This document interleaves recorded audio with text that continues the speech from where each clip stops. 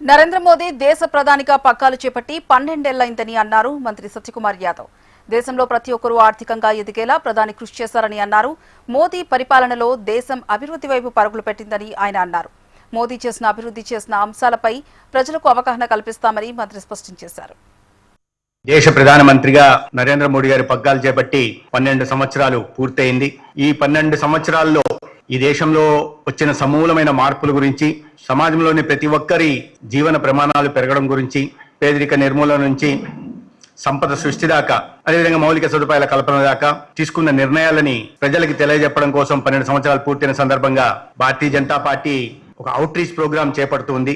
ఇది 12 సంవత్సరాలు పూర్తి చేసుకున్న సందర్భంగా ఉత్సవాలు నిర్వహించుకోవడం కాకుండా నాయకత్వం పట్ల విశ్వాసంతో, బీజేపీ సిద్ధాంతం పట్ల నమ్మకంతో, ఎన్డీఏ ప్రభుత్వం పట్ల నమ్మకంతో ప్రజలు అందించిన ఆశీర్వాదానికి 12 సంవత్సరాల వ్యవధిలో చేసిన మంచి పనుల్ని ఒక రిపోర్ట్ కార్డు రూపంలో, ఒక నివేదిక రూపంలో ప్రజల దగ్గర తీసుకెళ్లాలనే ఉద్దేశంతో భారతీయ జనతా పార్టీ కేంద్ర ప్రభుత్వ పార్టీ అవుట్ రీచ్ ప్రోగ్రామ్ తీసుకోవడం జరిగింది.